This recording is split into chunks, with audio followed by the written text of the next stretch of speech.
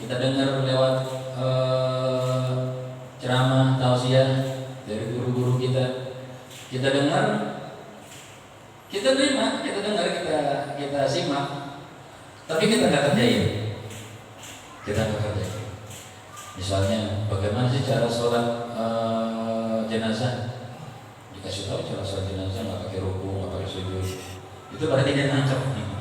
Kalau mau sholat jenazah sama sholat subuh, kayak kunut, sholat jenazah pakai kunut. Berarti kan nangkep itu. Nangkep dia kalau sholat jenazah begini takbiran 4 kali. Tapi begitu ada jenazah, dia nggak mau nyolatin. Udah, sholatnya jenazah, saya mau nikah sana. Oh, iya, pantes deh. Ini nggak ada bergerak untuk sholat. Padahal kan dikasih tuh pahala berapa? 1 kirot. Yang nyolatin 1 kirot. Kalau nganterin ke kuburan 2 kirot. Sampai masuk ke dalam mungkin 4 kirot. Namanya udah di malam di dalam. 2 kirot, 11 apa tuh 2 kirot? 11.000 nunggu. Tapi ini yang dapat ilmu tadi udah dapat tuh. Habis dikasih tahu tata cara sholat jenazah. Begini udah tahu.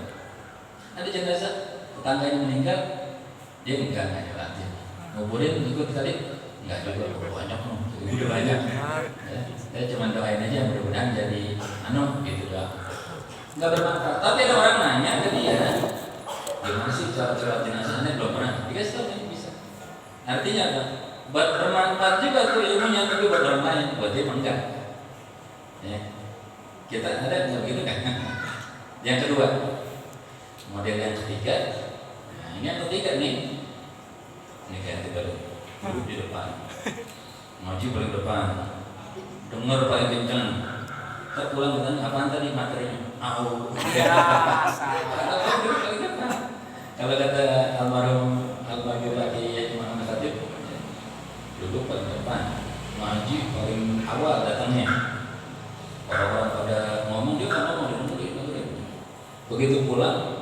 Tanya sama istri, ini maksud berjalan hati. Begitu pulang tanya, tadi ngaji apaan tuh? Masalah apaan? Nggak tahu dia. Padahal datang sebelum maghrib berdatang, pulang paling datang.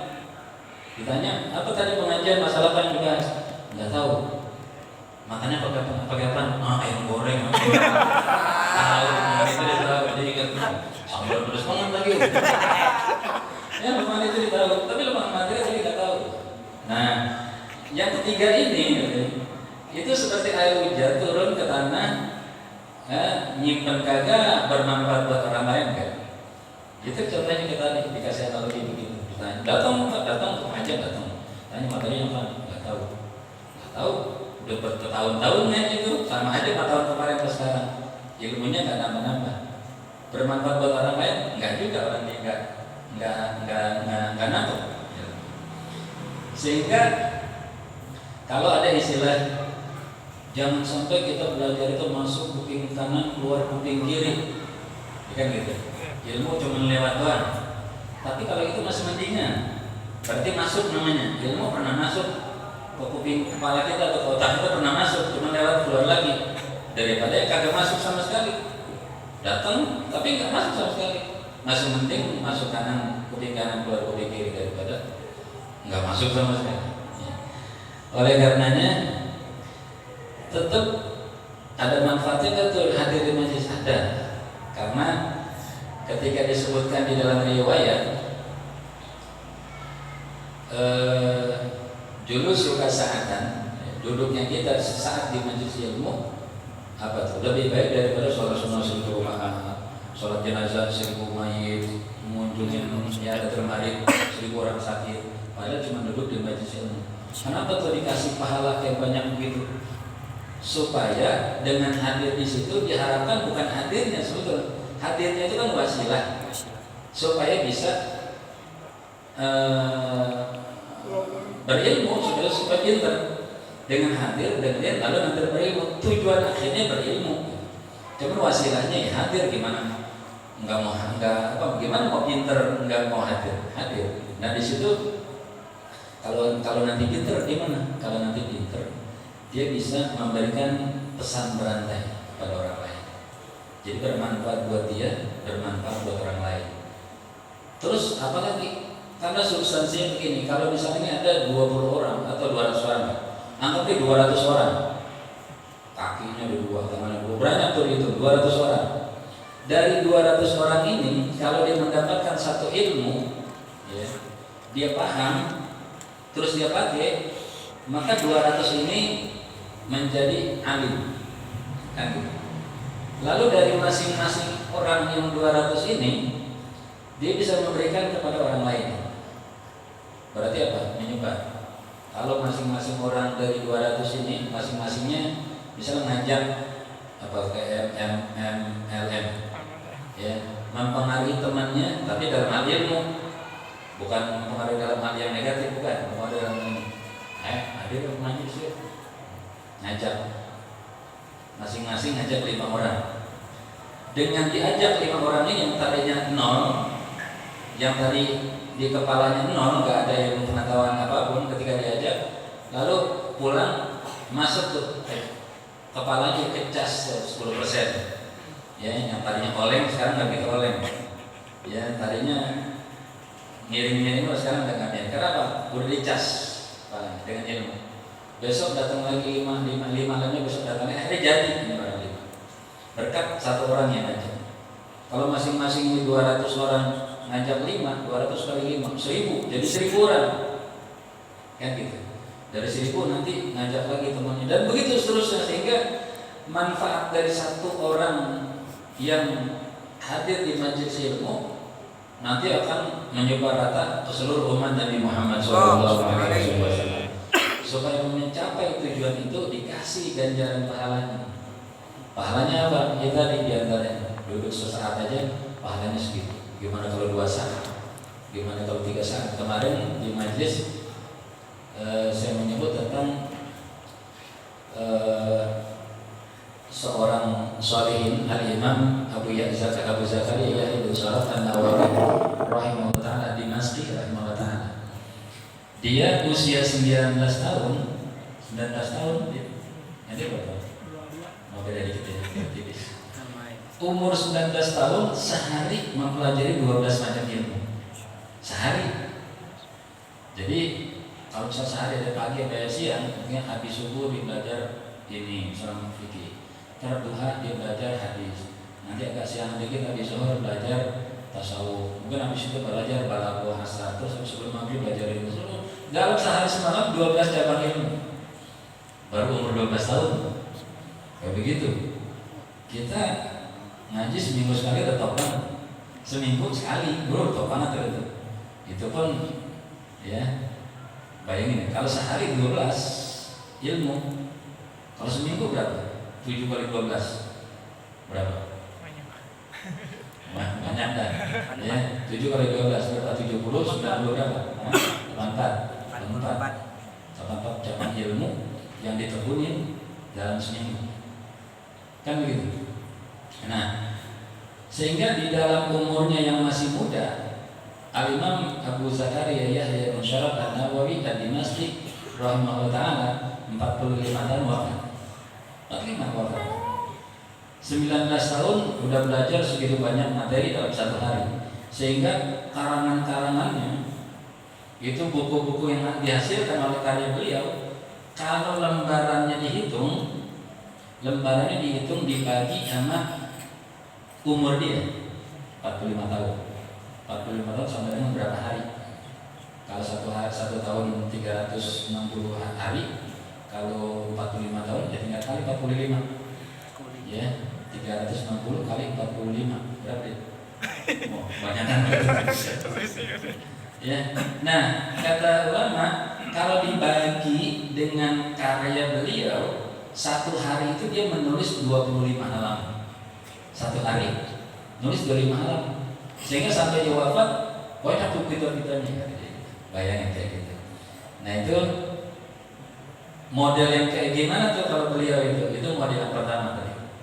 Yang air hujan turun menimpa tanah, lalu tanah itu yang tadinya kering, gak ada apa-apanya menjadi subur, menumbuhkan berbagai macam pohonan, ada buahnya juga, lalu tanahnya bisa menampung air, bermanfaat buat orang lewat, bermanfaat buat orang yang berteduh di sini. Lalu dari pohonnya tadi ada buahnya punya biji, yang kalau misalnya bijinya ditanam akan tumbuh kan. Satu pohon bisa pohonnya besar, buahnya banyak, ratusan. Sekali ditanam, tumbuh lagi 100.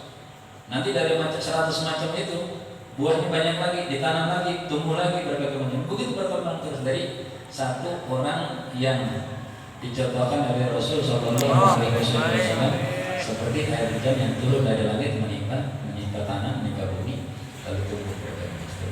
Nah, yang diharapkan kita pun begitu. Kita hadir di majelis ilmu, kepengennya ada satu hal yang bisa kita bawa pulang. Ada satu hal yang bisa kita bawa pulang. Di antaranya ketika disebutkan di dalam hadis Nabi Shallallahu Alaihi Wasallam ada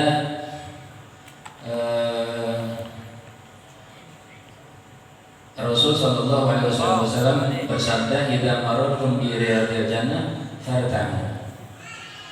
Kalau kalian melewati Riyadul Jannah, taman surga, maka mampir. Itu hadis yang pertama. Nah, disebutkan Riyadul Jannah, yaitu ada hilaqul dzikir, ada hilaqul ilm. Ada halaqah ilmu, ada halaqah dzikir. Kalau kita ketemu yang begitu, mampir. Fartamu kata para ulama, kenapa menggunakan wa marratu? Sahabat tanya, "Oh, marratu ya Rasul?" Ratu itu mampir, tapi mampirnya nyantai. Jadi kayak kita misalnya lagi jalan, terus tiba-tiba melihat sebuah taman teduh, nyaman, terus istirahat di situ. Kira-kira yang namanya istirahat kan berarti santai aja. Sepatu yang tadinya dipakai sekarang dibuka, jaket yang tadi dipakai dibuka, santai aja. Nah, itu namanya ar-ratmu. Jadi istirahat terus santai, menikmati suasana di situ. Nah, ketika lewat kita ke sebuah Riyadul Jannah, maka mampir begitu. Nah, ditanya, wa ma Riyadul Jannah ya Rasulullah? Saudara itu menyebutkan yang tadi, ya, masjid Mahilaqal Ilm. Lalu nanti di dalam riwayat yang lain, ya, ada seorang Ibn Habram min al-Yahud sa'ala Nabi sallallahu alaihi wasallam.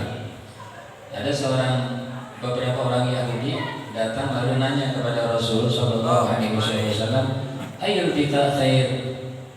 Tempat apa tuh yang paling bagus? Nanya kepada Nabi, "Ayyul bita khair?" Tempat apa yang paling bagus? Fasakata anhu. Lalu Nabi diam. Nabi diam ini, ya, nunggu jawaban, ya, nunggu bocoran dari Sayyidina Jibril alaihissalam. Tunggu diam nih. Terus askutu hatta yaji Jibril. Aku diam sampai datang malaikat Jibril. Wajah Jibril alaihissalam. Lalu datang malaikat Jibril. Lalu ketika datang langsung nanya, faqala bal mas'ul an hadi alama min as-sahil. Jadi kata malaikat Jibril, bal mas'ul bi alama min as-sahil. Sebetulnya kalau bahasa kita nih, kan Nabi ditanya sama Yahudi itu tadi, ayo juga kayak tempat apa yang paling bagus. Nabi nunggu jawaban dari Sayyidina Jibril. Tapi ketika Sayyidina Jibril datang, Nabi Sayyidina Jibril bilang, "Mal mas'ul bi alam min as-sa'il." Sebetulnya sih yang nanya, ya, tidak lebih tahu daripada yang ditanya. Artinya Nabi sebetulnya udah tahu, kenapa pakai nanya. Gitu kalau bahasa kita. Itu kalau bahasa peribahasanya pura-pura dalam perahu. Apa? Pura-pura nggak tahu. Nggak tahu. Nah, ente kayak pura-pura dalam perahu. Apaan tuh? Udah pura-pura nggak tahu. Kirain pura-pura beneran. Jadi pura-pura. Berapa kuya dulu orang tuh dan kuya marah. Ente kayak kuya. Kuya apa tuh? Nah, ditanya begitu lalu Rasul Sallallahu Alaihi Wasallam ketemu didatangkan sama Jibril. Nah, kata dia, khairul biqa masajiduha wa syarrul biqa aswaquha. Itu yang sebaik-baik tempat adalah masjidnya dan seburuk-buruk tempat adalah pasarnya. Kenapa disebutkan sebaik-baik tempat? Karena di situ tempat turunnya rahmat dari Allah Subhanahu wa taala. Orang ketika masuk aja disunahkan nanya, disunahkan berdoa. Doa masuk masjid, doa keluar masjid. Terus ketika diamnya aja dapat pahala, apalagi ibadah di dalamnya. Sehingga Kalau kemarin di dalam pembahasan kita itu yang bagi lil imam ayyakhafiqas shalah. Sebaiknya bagi seorang imam meringankan sholatnya. Ringankan sholat artinya jangan lama-lama. Karena makmumnya ada orang tua, ada orang lemah, ada orang punya hajat kan. Ya. Buktinya apa? Buktinya kalau kita sholat di sini, ya, begitu assalamualaikum warahmatullahi wabarakatuh, assalamualaikum warahmatullahi wabarakatuh, baru baca istighfar. Begitu balik badan udah kata. Ya, tadinya banyak toh ke belakang, setengah, hampir 3/4 kan kelihatan dari sini. Ya, banyak juga nih sholat maghrib. Ya. Terus ya, begitu selesai istighfar 3 kali, terus baca la ilaha illallah syarika. Lalu kita Allahu mantasal, kita balik badan. Tinggal nggak separuh, tinggal berapa? Berapa mana tuh? Ya itu zal hajat, orang yang punya hajat. Yang mungkin punya hajat, anggap aja kita husnuzon. Ada yang temannya mungkin nungguin atau ada urusan gitu atau sebagainya. Nah, di antara kebaikannya itu, kenapa tempat turunnya? Kenapa khairul biqat? Sehingga diumpamakan li anal mu'min fil masjid kasamatil filma. Orang mukmin kalau di masjid itu apa? Seperti apa? Kayak ikan di air.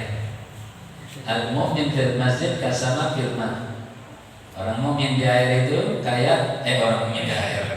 Orang mukmin di air loh. Orang mukmin di masjid seperti ikan di air. Kenapa ikan di air? Ya ikan di air kan tenang. Masa ada ikan kelopak-kelopak di air? Sepompok. Ya. Dia ikan ditaruh di air tenang. Coba angkat, taruh di penggorengan.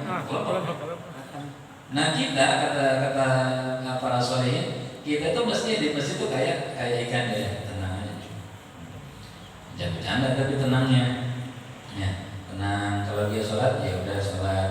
Habis sholat udah selesai, udah wirid selesai baru pulang. Tenang. Nah perbedaannya wal munafik fil masjid katoil fil qafas. Orang munafik di dalam masjid kayak burung di dalam sangkar. Burung di dalam sangkar. Ya. Burung ditaruh di sangkar sama ditaruh di pohon, dia lebih girang dilepaskan gitu. Ya. Sehingga diperumpamakan dua ini, orang mukmin di masjid seperti ikan di air. Sementara orang munafik di masjid seperti burung di dalam sangkar. Burung itu sekarang burung. Mahalnya kandang burung sama burungnya mahal mana? Kalau burungnya 1 juta, kandangnya kalau kandangnya 2 juta, misalnya harga kandang 2 juta. Burungnya burung apa tuh? Pasti harganya lebih mahal dari kandangnya gitu kan? Bukan gitu? Ya. Masa iya kandangnya 2 juta, katanya burung sawah. Burung sawah yang tidak yang ini orang udah tertarik gitu nih, dijual berapa nih? Dengarnya kan dijual, kandangnya aja 2 juta, berarti isinya cakep. Gitu lihat isinya, iya burung perit yang pesawat, yang gopeatu ya, diikat lagi kaki juga. Ya, nggak ada, pasti isinya lebih mahal daripada kandangnya. Sehingga ketika khairul biqat, masjid adalah tempat terbaik, maka orang yang di dalamnya lebih baik. Siapa orang yang paling sering di dalam masjid? Sayyidina Rasulullah. Ya, bahkan di antara kekhususannya orang yang junub kan nggak boleh diam di masjid. Ya, orang yang junub nggak boleh diam di masjid kecuali Rasulullah SAW. Kenapa? Dia penjelasan itu. Kenapa? Kok untuk Rasul boleh di dalam masjid kalau junub? Kenapa? Karena Rasul paling sering di masjid. Kalau kita jarang-jarang. Di jarang-jarang junub berarti. Allah, mudah-mudahan jadikan kita tahu ya, sempurnakan ibadah kita, Allah berikan kepada Rasul Fatimah. Amin ya rabbal